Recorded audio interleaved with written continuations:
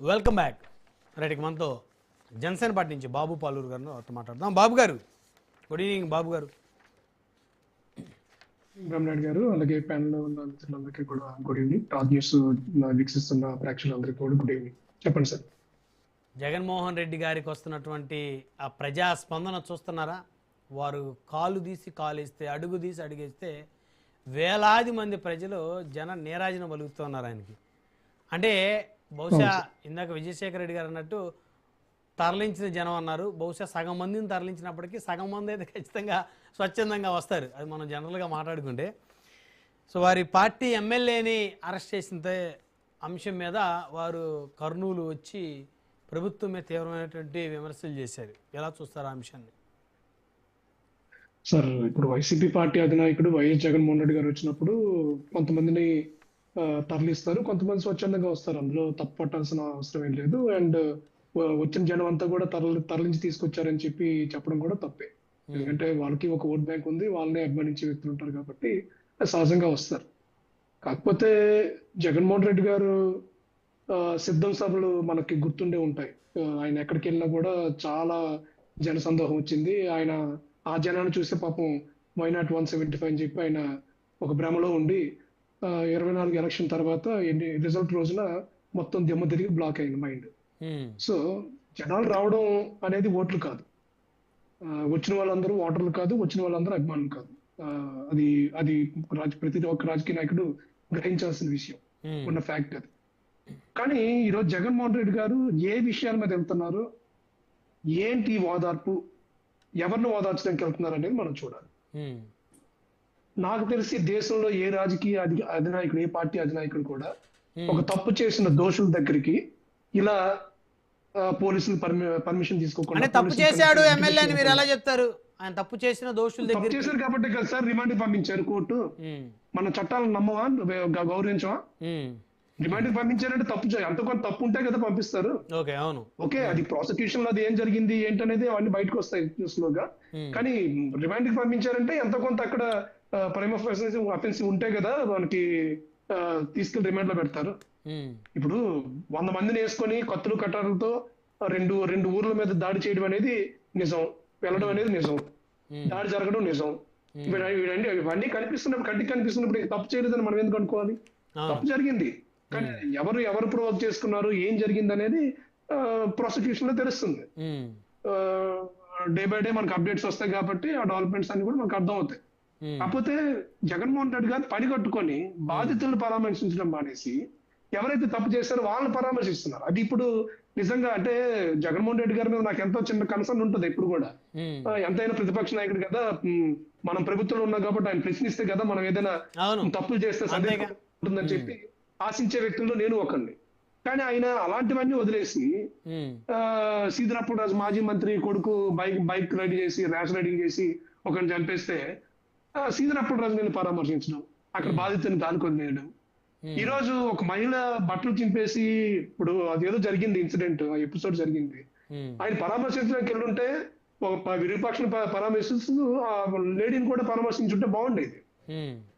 And ఆయన అధికారులు ఉన్నప్పుడు, ముఖ్యమంత్రిగా ఉన్నప్పుడు తాడేపల్లి ప్యాలెస్ నుంచి అసెంబ్లీకి రావడానికి, సీఎం క్యాంప్ ఆఫీస్కి వెళ్ళడానికి హెలికాప్టర్ వాడిన వ్యక్తి, ఋషికొండ నుంచి ఎంపీ ఇంటికి వెళ్ళడానికి హెలికాప్టర్ వాడిన వ్యక్తి, ఏమనంటే సెక్యూరిటీ ఇష్యూస్ ఉన్నాయని చెప్పి తాడేపల్లి ప్యాలెస్ నుంచి ఒకవేళ హెలికాప్టర్ లేకపోతే బై రోడ్ వెళ్తే మొత్తం చుట్టూ పరదాలు కట్టుకుని వెళ్ళిన వ్యక్తి ఈ రోజు ఎందుకు హెలికాప్టర్ వాడడం లేదు? అంటే ఇప్పుడు సెక్యూరిటీ ఇష్యూ లేదా?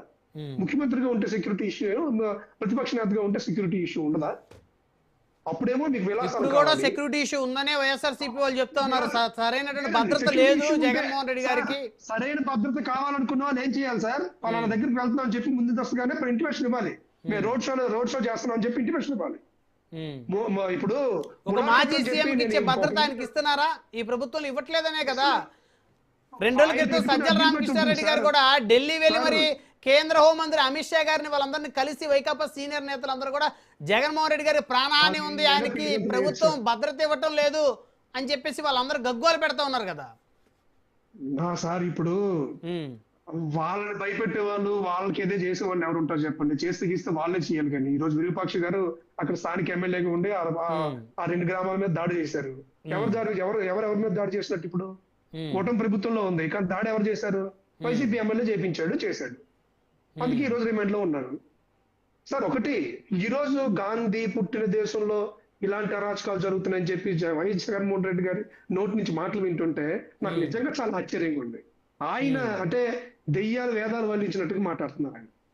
సార్ వీళ్ళు అధికారంలో ఉన్నప్పుడు పవన్ కళ్యాణ్ గారు వైజాగ్ కి, ఎందుకంటే రాజీవ్ గాంధీ గారు కూడా మా ఉత్తరాంధ్ర వాసి కాబట్టి ఆయన కూడా పూర్తి అవగాహన దీని మీద ఉంది, ఎపిసోడ్ మీద, కాబట్టి ఇప్పుడు నేను ప్రస్తావించాలి. పవన్ కళ్యాణ్ గారు అక్కడ ప్రజల సమస్యలు తెలుసుకోవడం కోసం జనవాణి అనే కార్యక్రమం పెట్టారు. ఆ కార్యక్రమం పెడితే ఆ కార్యక్రమం జరగకుండా చేసింది పోగా, పర్మిషన్స్ ఇవ్వందే పోగా, నోవాటెల్లో 3 days ఆయన్ని నిర్బంధించారండి. ఆయన రోడ్ షో అంటే ఇప్పుడు పవన్ కళ్యాణ్ గారు వస్తే జనసందోహం ఎంత వస్తుందో మీకు తెలుసు. ఆ రోజు ఎయిర్పోర్ట్ నుంచి మళ్ళీ నోవాటెల్కి వచ్చే వరకు కూడా విపరీతమైన జనం. అంటే ముందస్తుగానే పవన్ కళ్యాణ్ గారు అరెస్ట్ చేస్తారు, రోడ్డు మీద రానివ్వరు, జనవాణి జరగనివ్వరు అని చెప్పి ముందస్తుగానే మొత్తం అంతా కూడా గాసిపింగ్ అయింది కాబట్టి జనాలు స్వచ్ఛందంగా రోడ్డు మీదకి వచ్చేసారండి. మహిళలు ఎంత అంటే నైట్ 10:30, 11 అయింది అనుకుంటా ఆ రోజు. ఆ టైం వరకు కూడా జనాలు రోడ్డు మీదకి వచ్చేసారు. ఎక్కడికక్కడ మొత్తం బ్లాక్ అయిపోయి అక్కడ ఎయిర్పోర్ట్ లో 5:30కి దిగితే ఆయన నోవాటెల్ హోటల్ చేరడానికి 10:30, 11 అయిందండి. ఆ రోజు కనీసం పవన్ కళ్యాణ్ గారిని సన్ రూఫ్ ఎక్కనివ్వలేదు, అంటే బయటకు కనిపించడం లేదు. మీరు ఆ విజువల్స్ కూడా మీకు గుర్తుంటే ఒకసారి గుర్తు తెచ్చుకోండి. ఒక పోలీస్ అధికారి వచ్చి కిందకు దిగమంటారు పవన్ కళ్యాణ్ గారిని, మీరు బయటకు కనిపించకూడదు, కిందకు దిగిపోండి అని చెప్పి చెప్తున్నారు. రోడ్ షో కూడా చేయనివ్వలేదు ఆ రోజు. జనవాణి కార్యక్రమం ఎవరి కోసం చేసిందండి? ఈయన ఈ రోజు ఎమ్మెల్యే స్వయంగా వెళ్ళి దాడి చేయించి దోషులనేమో పరామర్శించడానికి వెళ్తే పోలీసు భద్రత కావాలన్నారు, పోలీసు భద్రత ఇచ్చారు.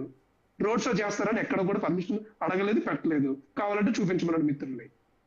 కానీ ఆ రోజు పవన్ కళ్యాణ్ గారు మేము ఎక్కడ ఏ మీటింగ్ పెట్టినా, ఈ రోజు అధికారంలో ఉన్నా లేదా ప్రతిపక్షంలో ఉన్నా కూడా, మేము ఎక్కడ ఏ మీటింగ్ పెట్టుకున్నా పవన్ కళ్యాణ్ గారు ఎక్కడ టూర్ ఉన్నా కూడా ముందస్తుగానే పోలీసులకి సమాచారం ఇస్తాం, పర్మిషన్ తీసుకుంటాం. పర్మిషన్ వచ్చిన తర్వాతే మేము ప్రోగ్రామ్ స్టార్ట్ చేసుకుంటాం. అలా చేశాం మేము ప్రతిపక్షంలో ఉన్నప్పుడు. కానీ ఏ రోజైనా ఈ రోజు జగన్మోహన్ రెడ్డి అలా చేసే పరిస్థితి ఉందా? ఇప్పటికీ ఆయన ముఖ్యమంత్రి అనే ఫీలింగ్ లో ఆయన ఉన్నాడు. నేను ఒకరి దగ్గర పర్మిషన్ తీసుకునే పరిస్థితి ఏంటని చెప్పి ఆయన ఉంటున్నాడు. పోలీసులు బందిపోట్లు అని అంటున్నాడు. మీరే కదా ముఖ్యమంత్రిగా ఉన్నారు, గత 5 ఏళ్ళు మీ అండర్లోనే కదా ఈ పోలీస్ శాఖ అంతా పనిచేసింది. మీరు చెప్పినట్టు కదా చేశారు అంతా కూడా. ఆ రోజేమో మీరు ప్రజాస్వామ్యాన్ని కూనీ చేసేసి ఈ రోజు ప్రజాస్వామ్యం గురించి మాట్లాడడం ఏంటి? ఏమైనా తప్పు చేసిన వాళ్ళని అరెస్ట్ చేయకూడదా? ఇప్పుడు తమ్మినేని సీతారాం అనే వ్యక్తి అక్కడ ల్యాండ్ ఇది డాక్యుమెంట్ ఇది చేశారు, మ్యానిపులేట్ చేశారు. అలాగే సీతారాపట్రాజు ఏమో మొత్తం కేసుని తప్పుదోవ పట్టించి కోర్టుని పోలీస్ స్టేషన్ ని తప్పుదోవ పట్టించడానికి సాక్షులు కూడా మార్పిడి చేసి తప్పించుకోవాలని చూశారు. అరెస్ట్ చేయకూడదు. మాట్లాడదాం బాబు గారు. సార్ వినండి. అంటే ఎక్కడ లా అండ్ ఆర్డర్ వీలు కూని చేసి ఈ రోజు లా అండ్ ఆర్డర్ చాలా చక్కగా ఉంది రాష్ట్రంలో. ప్రజలందరూ కూడా ఇప్పుడు ప్రతిపక్షాలు కూడా, ఇప్పుడు వైసీపీ పార్టీ కూడా ఎక్కడికక్కడ ధర్నాలు చేయగలుగుతుంది, ర్యాలీలు చేయగలుగుతుంది, దీక్షలు చేయగలుగుతుంది. స్వేచ్ఛ లేదంటారా? ఒకవేళ వైసీపీ అధికారులు ఉన్నప్పుడు వాళ్ళు ప్రవర్తించినట్టుగా మేము ప్రవర్తించుంటే ఈ రోజు వీళ్ళు అసలు రోడ్డు మీదకి రాగలరా? అండ్ ఇందాక రాజీవ్ గాంధీ గారు చాలా ఎడ్యుకేటెడ్, అంత పర్సనల్ గా వెళ్ళకూడదు దయచేసి. ఖచ్చితంగా ఈ రోజు అక్కడ ఆడూరు నియోజకవర్గంలో ఎమ్మెల్యే ఈ రోజు రిమైండ్ లో ఉన్నాడంటే దానికి కారణం ఒక ఇద్దరు పార్టీ నేతలు పర్సనల్ గా తీసుకొని తిట్టుకోవడం వల్ల, ఆర్గ్యుమెంట్ వల్లే ఇంతవరకు వచ్చింది. దయచేసి ఎవరు కూడా అంత పర్సనల్ గా తీసుకొని ఒకరికొకరు పర్సనల్ టార్గెటింగ్ చేసుకోవడం అనేది నేనైతే తీవ్రంగా ఖండిస్తున్నాను. ఏదైనా ఉంటే మనం విధానపరంగా మనం విమర్శించుకోవాలి తప్పితే పర్సనల్ గా వెళ్ళిపోవడం అనేది మీకుంటుంది, నాకుంటుంది. అంతేనండి, ఎవరు బలం వారికి ఉంటుంది. ఎవరికి ఉండకూడదు. సింగళూరు వెంకటేష్